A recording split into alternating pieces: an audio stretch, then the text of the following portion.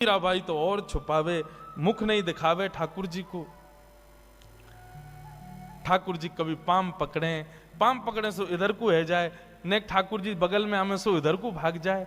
खूब देर ठाकुर जी मनोहार करते रहे, लेकिन माधवी ने अपना मुख नहीं दिखाया।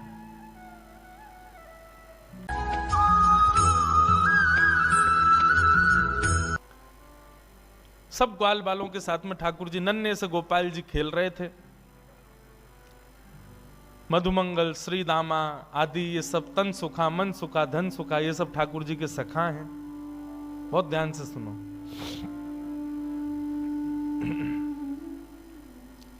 ये सब सखा हैं ठाकुर जी के। एक दिन ठाकुर जी सब ग्वाल वालों के संग खेल रहे थे। सो ठाकुर जी का सखा श्री दामा बीच खेल से ही जान लगो। ठाकुर जी बोले, अरे भैया कहां को जा रहे हो? लाला मैं तो अपनी ससुराल जा रहा हूं। ठाकुर जी तुरंत पहुंच गए श्री दामा के पास, हाथ पकड़ लियो। बोले, ससुराल जी कौन सा काम है भैया? ब्रजभाषा समझ में आ रही है? देखो भैया, आप सब लोग अधिकतर यहाँ अहीर समाज के लोग बैठे, आप सब लोग ब्रज से ही हो, आपके सब पूर्वज ब्रज के ही हैं। ब्रज भाषा तो समझ में आनी चाहिए, आपके द्वारिकाधीश की भाषा है। ठाकुर जी बोले, भैया ये श्रीदामा जे कौन सा गांव है? ससुराल। श्रीदामा बोलो, अरे बाबड़े ससुराल गांव ना होवे। बोले, तो फिर का होवे ससुराल? बोले, ससुराल होवे ब्याह एवे के बाद में एक नहीं दो घर है जाए। एक तो होवे अपनी मैया को घर, पिता को घर, और एक होवे पत्नी के मैया पिता को घर, वाकू कहें ससुराल।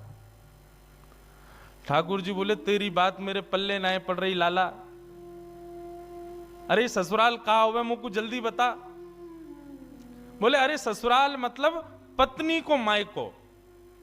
ठाकुर जी बोले, पत्नी? जे पत्नी कौन होवे भैया? श्री दामा समझा रो है, अरे लाला तू तो बड़ो भोरो है, नेक बड़ो है जाएगो तो तेरो ब्याह है जाएगो, तेरी पत्नी आ जाएगी। ठाकुर जी बोले, मेरी पत्नी आवेगी? बोले, हम बे तो फिर मेरो ससुराल कहां है? श्री दामा बोला, मो का पता तेरो ससुराल कहां है? जब ब्याह होगा तब पता चलेगी तेरो ससुराल कहां है। अब तो ठाकुर जी हट करने लगे, बोले, ना मेरो ससुराल बता, मेरो ससुराल कहां है? श्री दामा बोलो, अरे अपनी मैया से जाके पूछ ले, तेरी मैया बता देगी तेरो ससुराल कहां है। ठाकुर जी खेलते कूदते आज घर आए। यशोदा मैया रसोई घर में प्रसाद सिद्ध कर रही है। ठाकुर जी आके गोद में बैठ गए, बोले, मैया मेरो ससुराल कहां है? अब तो जैसे ही मैया ने सुनी मेरो ससुराल कहां है, लाला बोल लो। मैया बोली, लाला ये कहां से सीख आए हो? बोले, आज मैया मैं खेल रहे हो तो श्रीदामा अपनी ससुराल गए हो, तो वो बोलो मैं ससुराल जा रहा हूं, तब से मेरे मन में आ रही मेरो ससुराल कहां है। मैया बोली, ससुराल लाला जब ब्याह है जाएगो तब आएगो ससुराल। बोले, जय श्रीदामा कह रहा हो, मेरो ब्याह कब होएगो मैया? बोले, अरे अभी तू बड़ो तो है जा लाला, तू पे मोह दोनों आवे ना। मैं खवाऊं तो खावे, मैं चलाऊं तो चले, मैं उठाऊं तो उठे, मैं नभाऊं तो नहावे। जब बालक बच्चे सब अपने आप अपने कामन को करन लगे तब उनको ब्याह कर दियो जाए, तब उनके काजे बहू आवे, तब ससुराल होवे। ठाकुर जी बोले, मैया मैं सब काम कर लूंगा अपने आप, तू मेरा ब्याह करा दे और मेरे काजे बहू लिया। मैया बोली, नेक बड़ो तो है जा लाला, कहां ते लाऊं तेरे काजे बहू? ठाकुर जी बोले, या तो मेरे काजे बहू ला, नहीं तो श्रीदामा अपनी बहू ला रहा हो, बाकी बहू को मैं ले आऊंगा, वो बहू मेरी है जाएगी। मैया जोर से हंसी, बोले, लाला तेरी बात ऐसी ऐसी बात बनावे बैठो बैठो। मैया बोली, करा दूंगी तेरो ब्याह, ज्यादा चिंता मत करे। अब तो ठाकुर जी रोने लगे, मैया मेरो अभी ब्याह करा, अभी ब्याह जाऊंगा, मैं तो अभी ब्याह करूंगा। यशोदा मैया परेशान है गई, बोले, लाला चल करा दूंगी तेरो ब्याह, अब रोवे मत। बोले, कब करावेगी? तिथि बता मोकू, तिथि बता, दिन बता, समय बता, सब बता, तभी जाऊंगा यहां से।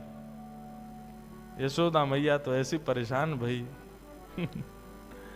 ऐसे हमारे नन्हे से गोपाल जी बहू की और ससुराल की आस में बैठे। श्री दामा को ब्याह माधवी गोपी से भयो, माधवी सखी से भयो। माधवी आज श्री दामा माधवी को लेने के लिए ससुराल गए। ससुराल से जैसे ही माधवी आने लगी सो मैया ने पढ़ा दी माधवी और पढ़ा लिखा करके भेजी। बोले देख तू अपने ससुराल जा रही है, जमाई राजा लेवे आए, लेकिन ध्यान रखियो, याद रखियो, ससुराल में सबको सम्मान करियो, सबको आदर करियो, सबसे प्रेम से रहियो। मैया खूब सिखा पढ़ा के भेजी अपनी बहू को। लेकिन तेरे पति को एक सखा है, वाको नाम कृष्ण है, बस वहां से सावधान रहियो। चो मैया वहां से सावधान क्यों रहूं मैं? बोले अरे मैंने सुनो है वो कन्हैया जाकू अपना रूप दिखा दे, जाकू एक बार अपनी तिरछी नजर से देख ले, वाको फिर गृहस्थ आश्रम गृहस्थ जीवन बर्बाद है जाए। वो फिर वही को देखतो रे, वाके रूप में कछु जादूगर है वो जाकू देख ले, वाकू अपनो बना ले, फिर वो अपने पति को ना रहे वही को है जाए। मां की बात सुन करके माधवी घबरा गई। बोले ऐसो कैसो है कि पति छूट जाए वासे? बोले यही मारे मैं कह रही हूं तू सब कछु करियो, लेकिन तू मुख को वचन दे के जा, वाह कृष्ण को अपना मुख मत दिखाइयो। चाहे तो को जीवन भर घूंघट करके रहना पड़े, लेकिन कृष्ण को मुख मत दिखाइयो। माधवी बोली मैया मैं वचन दे के जा रही हूं, वह कृष्ण को मुख नहीं दिखाऊंगी। श्री दामा माधवी को लेकर के ब्रज जा रहा है।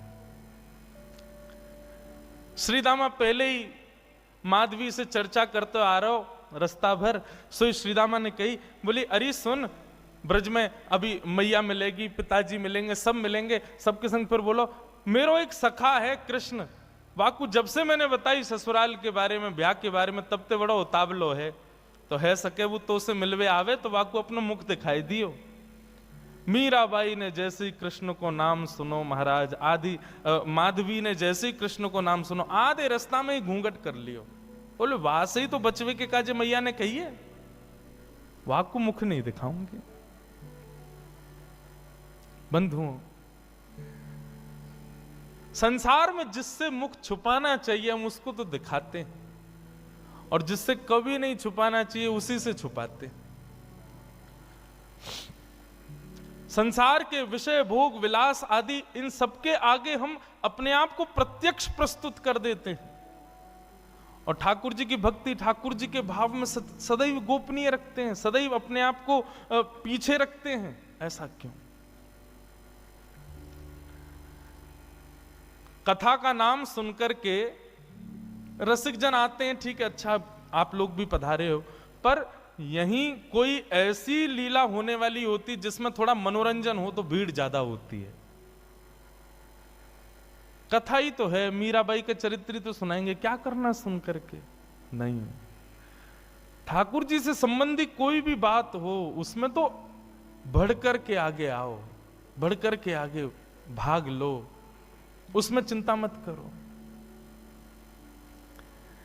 मीराबाई ने अपना मुख छुपा लियो। माधवी ने जैसे ही वृंदावन पहुंची बैलगाड़ी, सखान ने जाके ठाकुर जी को बता दी, अरे अरे लाला देख, श्रीदामा आगो, अपनी ससुराल से आगो, अपनी बहू लेके आयो है। अब तो ठाकुर जी व्याकुल है गए, बोले बहू आई है, बहू आई है, मैं भी तो देख के आऊं कैसी बहू होवे, कहां तक कैसी ससुराल थे, कैसे आमे, कैसे कहा होवे। ठाकुर जी तो इतने उतावले हो गए महाराज, पहुंच गए बीच रास्ता में। अरे भैया श्रीदामा आ गए हो? बोले हाँ आ गए हो लाला। कहाँ है तेरी बहू, कहाँ बैठी है? बोले पीछे बैठी है। बोले अच्छा, मुख को मुख दिखाई दे। बोले तू देवर है, वो तेरी भाभी है, भैया खुद ही देख ले।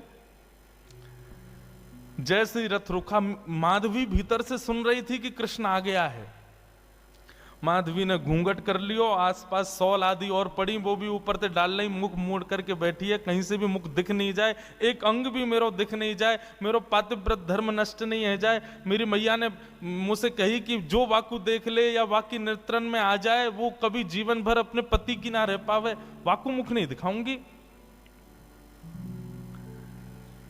ठाकुर जी भीतर पहुंच गए, श्याम सुंदर बैठे हैं सामने और माधवी से कह रहे हैं, अरे श्रीदामा की बहू नेक हमऊ तो दिखा तेरो मुख कैसो है, अरे नेक दिखाए दे। मेरी मैया ने तो, मैंने तो मैया से कही मैं श्रीदामा की बहू ले जाऊंगा, मैं तो तू को ले जावे वारो, लेकिन मैया ने मुझसे कही है कि वो मेरा ब्याह कराए देगी। मैं तो ब्याह कर लूंगा, मेरी वो बहू आ जाएगी, लेकिन एक बार देखूं तो सही बहू होवे कैसी है, नेक दिखाए दे। मीराबाई तो और छुपावे, मुख नहीं दिखावे ठाकुर जी को। ठाकुर जी कभी पाम पकड़े सो इधर को है जाए, ने ठाकुर जी बगल में आमे सो इधर को भाग जाए। खूब देर ठाकुर जी मनोहार करते रहे, लेकिन माधवी ने अपना मुख नहीं दिखाया।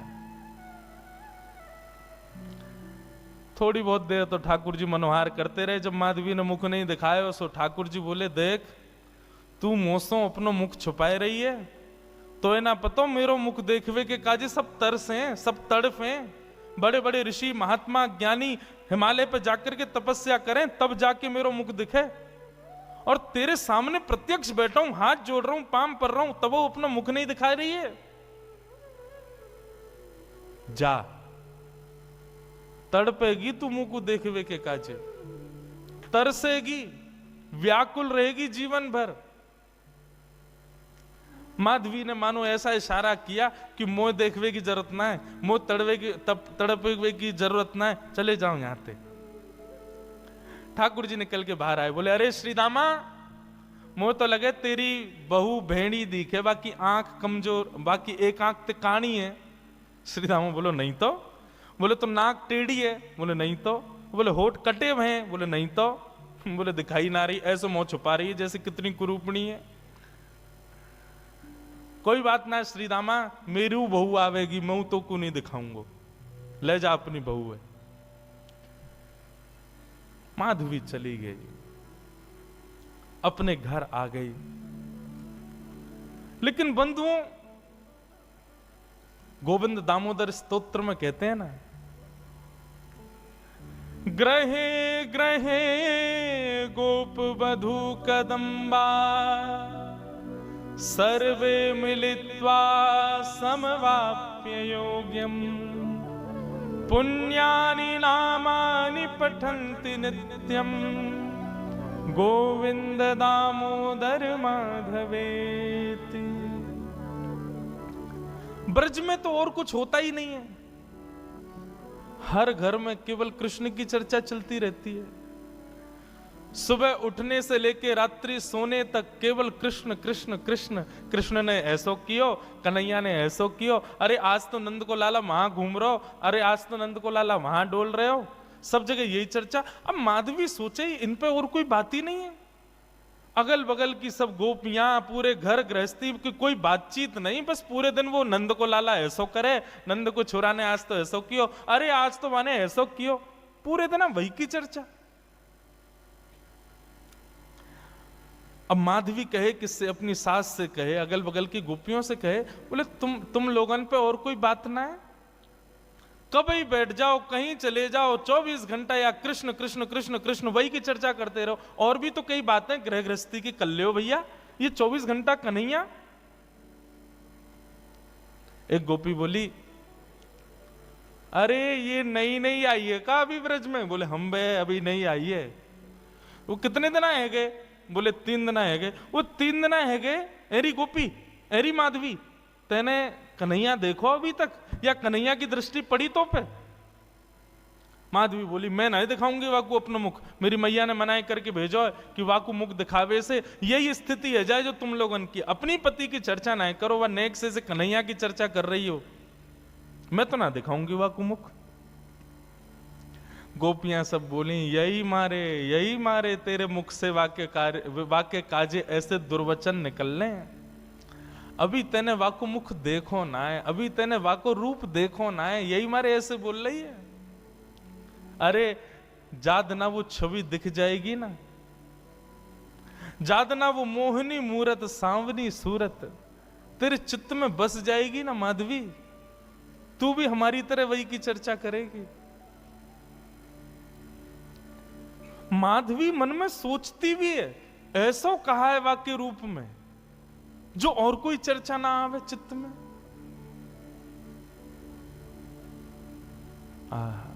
बंधुओं, अष्ट सखा गाते हैं, सबने गाया, किसने नहीं गाया।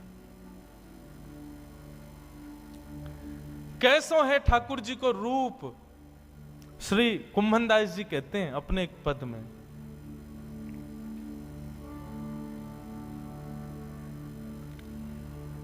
नैना पलक लागे नहीं रूप देखे।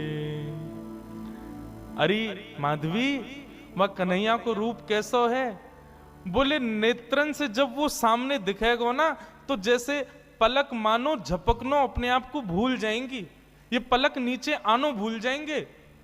आज हम संसार की कोई वस्तु देखें तो पलक ना जाने कितनी बार झपके, हमें खुद को पता ना चले। बोले श्याम सुंदर जब नेत्रन के सामने आएंगे तो पलक भी भूल जाएंगी कि हमको झपकनो है, ऐसा रूप है वाको।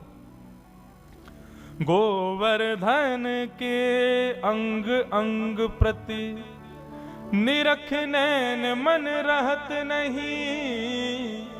अरे वाको एक एक अंग ऐसा है कि एक अंग को देखेगी तो वर्षों तक एक ही अंग को चिंतन चलता रहेगा। ऐसा ना है कि एक बार में नेत्रन को भी देख ले, मुख को भी देख ले, कानन को भी देख ले, हाथ भी देख ले, पाँव नहीं, एक बार में एक ही अंग दिखेगा और वही कोई चिंतन चलता रहेगा। कहरी कहो कछु कहत न आवे, चुत चुरायो वे मांग दही। कहा कहूं, वाक्य रूप को वर्णन ना कर सकूं। माधवी बोली ऐसो का है वाक्य रूप में? बोले वर्णन को विषय ना है, कोई बता ही ना सके।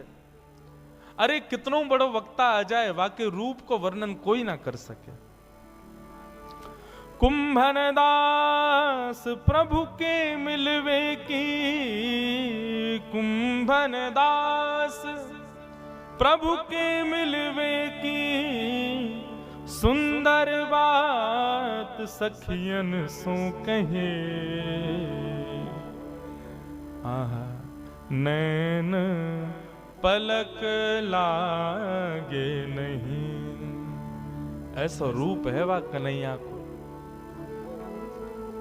अब तो माधवी पतो चल जाए या गली में कन्हैया है तो वह गली में ना जावे, पतो चल जाए कि यहां से अभी गुजरे तो वहां नहीं जावे, हर जगह से अपने आप को बचावे। लेकिन मैं अपनी कथा में कहा करता हूं बंधुओं, 5000 साल पुरानी बात नहीं, आज भी वृंदावन आपके भीतर पंच रसों से कृष्ण को प्रवेश कराता है। आज भी देखोगे तो श्री कृष्ण दिखेंगे वृंदावन में, कहीं नहीं तो दीवारों पे दिख जाएंगे, कहीं नहीं तो कहीं भी दिख तो जाएंगे। आंख बंद कर लोगे तो कानों से नाम के रूप में प्रवेश कर जाएंगे, कान भी बंद कर लोगे तो जीभ से जो भी पा रहे हो वो सब प्रसाद ही है, वृंदावन में सब भोग ही है, तो रूप रसना के रूप से प्रवेश कर जाएंगे। मुख से कुछ खाओगे नहीं, नेत्रों से देखोगे नहीं, आंखों कानों से सुनोगे नहीं, तो नासिका से प्रवेश कर जाएंगे। क्योंकि वृंदावन में जितनी हवा बह रही है वो भी राधा रमण, राधा वल्लभ, बांके बिहारी, मदन मोहन, राधा दामोदर सबके चरणों का स्पर्श करके बह रही है। कहां तक बचोगे? वृंदावन पहुंच गए, वृंदावन की सीमा में प्रवेश कर गए, भजन आपका तब से शुरू हो जाता है। सांस लेना भी भजन है वृंदावन में, क्योंकि हवा में भी कृष्ण तत्व है। माधवी कहां तक बचाए अपने आप को? मैया ने कही मुख मत दिखाइयो। अरे मुख तो मैं खूब छुपा रही हूं, लेकिन कानों से भी कृष्ण कृष्ण। जहां बैठ जाऊं कहीं भी ऐसी कोई जगह ही नहीं जहां कृष्ण की चर्चा नहीं होती। माधवी तो अब तो ये स्थिति हो गई कि रात में सपने में भी उसको ठाकुर जी के अनुभव होते हैं। मुख नहीं दिखता क्योंकि देखा तो कभी है नहीं, लेकिन इतना सुन लिया है कि उसको अनुभव हो गया है कि चरण ऐसे हैं, हाथ ऐसे हैं, चाल ऐसी है, मुस्काते हैं तो ऐसे, फिर उठ जाती है, मुख से पानी से मुख धोती है और फिर विचार करती है सोऊं भी तो कैसे, नींद में भी तो वही दिख रहा है, कहां तक बचूं मैं। माधवी की स्थिति 24 घंटे चिंतन में श्री कृष्ण श्री कृष्ण श्री कृष्ण। एक दिन परेशान हो गई, रात्रि में सो गई, कानों में रुई लगा ले तो भी क्या, चिंतन में तो वही चल रहा है, कहां तक बचे।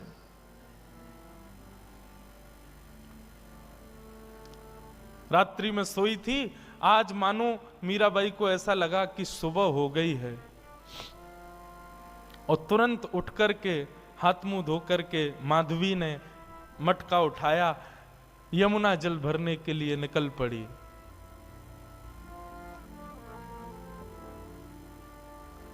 उसको लगा समय हो गया है यमुना जल भरने का। सब गोपियां साथ में जाती थीं यमुना जल भरने के लिए,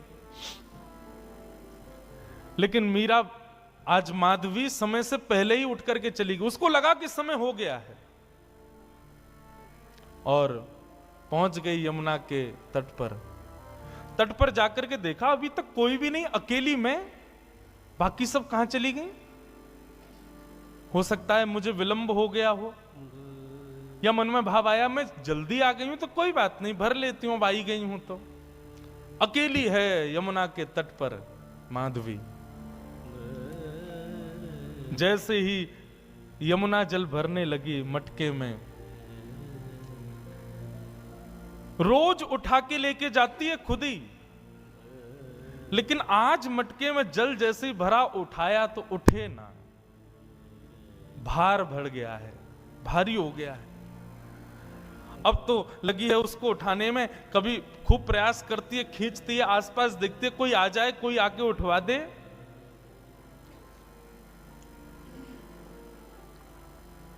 इतने में ही बांकी अदा से अपनी चाल चलते भये, त्रिभंग लली श्याम सुंदर, कमल कटाक्ष नेत्र हैं, सुंदर दंतावली, चंदन की सुगंधी से आच्छादित करते हुए मार्ग को पहुंच गए यमुना के तट पर। माधवी आसपास देख रही है, कोई दिखे तो आवे, उठवावे।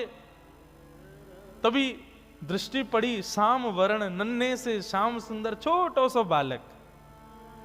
माधवी ने देखा तो था नहीं उनको, देख करके लगा अरे पता ना कौन सी गोपी को छोटो सा सुंदर सा बालक सवेरे सवेरे जमुना के तट पर घूम रहा है।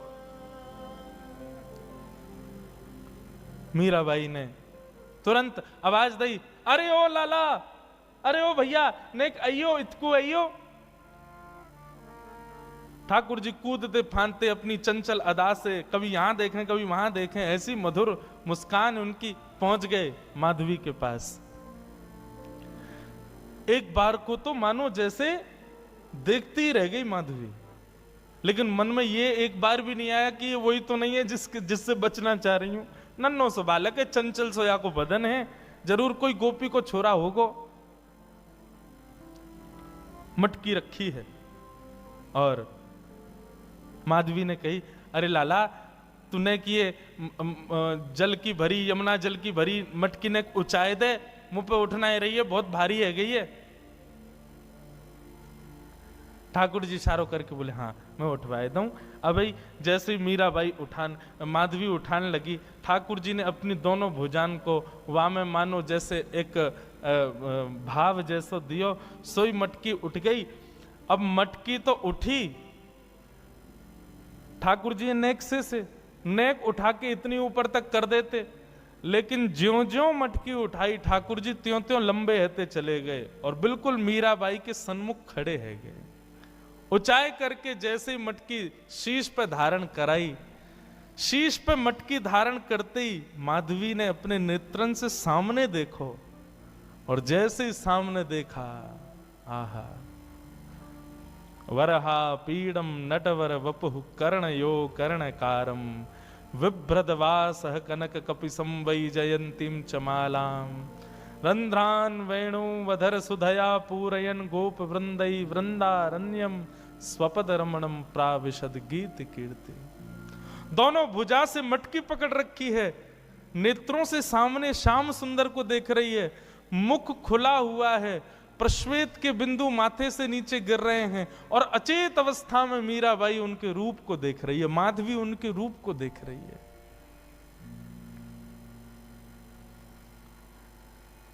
ठाकुर जी के नेत्र ही तो खतरनाक हैं सबसे ज्यादा। एक बार दृष्टि पड़ जाए तो फिर कोई और के रह नहीं पाओगे।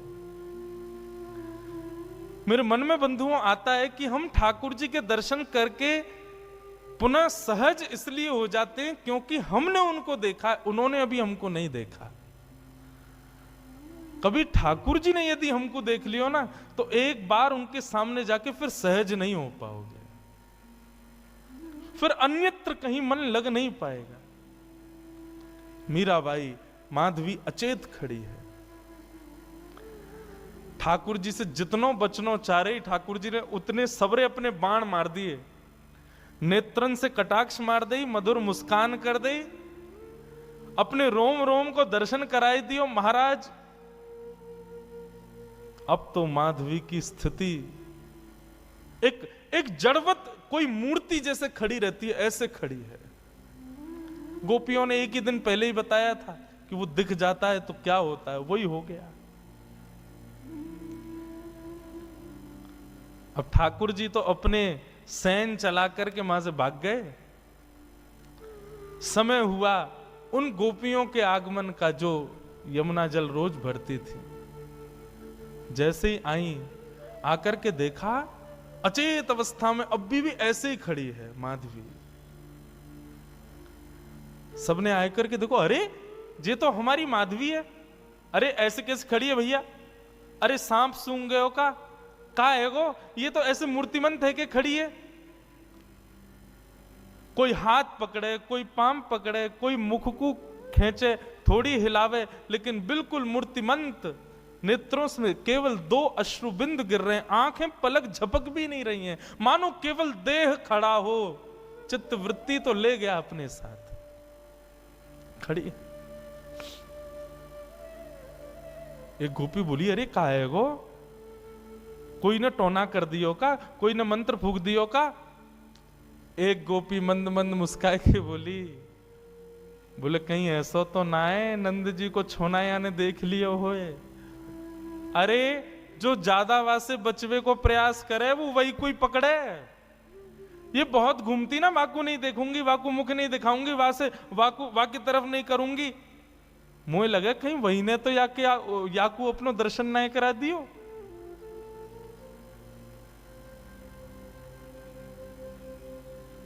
एक गोपी यमुना जल भर के लाई और जल का छिड़काव, खड़ी हुई है मीराबाई, ऐसा नहीं अचेत पड़ी है, सांस भी चल रही है, नेत्र भी खुले, बिल्कुल सचेत है, बस मूर्तिमंत है। पानी का छिड़काव किया, मुख पर जैसे जल मारा तब मानो जैसे रुकी हुई श्वास आई हो और जल पड़ते ही मूर्छित होकर के गिर पड़ी माधवी।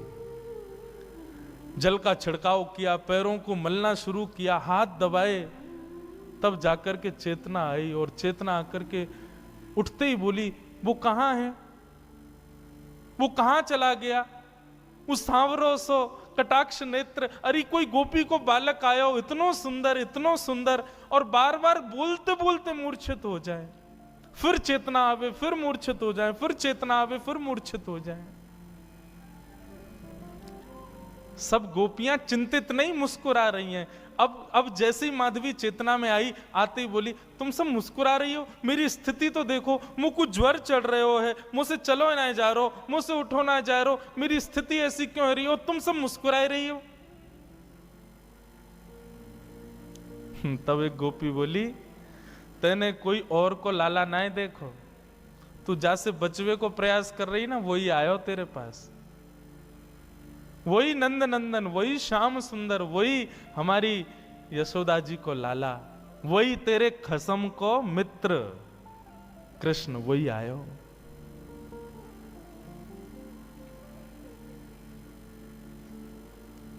मीराबाई,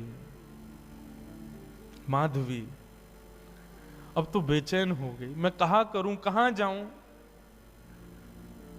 मुझको घबराहट है रही है, मैं मुंह से उठो ना जा रहा, मुझसे चलो ना जा रहा, मैं बोल भी ना पा रही, बार बार अचेतना है रही है, कछु करो ना। सब प्रकार के प्रयास किए, लेकिन माधवी कहे नहीं, अब तो एक ही उपाय है कि वाके सामने मुंह को ले चलो, मुंह को दिखाए दो, वाको रूप दिखाए दो।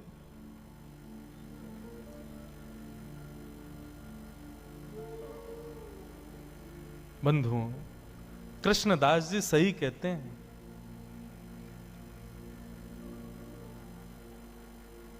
सजल श्याम घन वरण लीन है, फिर चित अनत न भटक्यो, मेरो मन गिरधर छवि पे अटक्यो। मेरो मन गिरधर छवि पे अटक्यो, मेरो मन गिरधर। गाओ बंधुओं, माधवी मीरा इनके चरित्र को सुन तो रहे हम, पर ये स्थिति होना असंभव है। पर जिसके संग भी होती है ना, उसको ब्रह्म सुख जैसा लगता है। माधवी कह रही है मुझे कष्ट हो रहा है, लेकिन कष्ट अनुभव ऐसा है भी नहीं कि मुझे कष्ट हो रहा है। सांसारिक देह की स्थिति पूछो तो मैं कष्ट में हूं, पर मेरी अंतरात्मा से पूछो तो मैं ब्रह्म सुख में हूं। मुझे आनंद आ रहा है, मुझे छेड़ो मत, रहने दो इसी अवस्था में। ऐसी स्थिति हो गई माधवी की।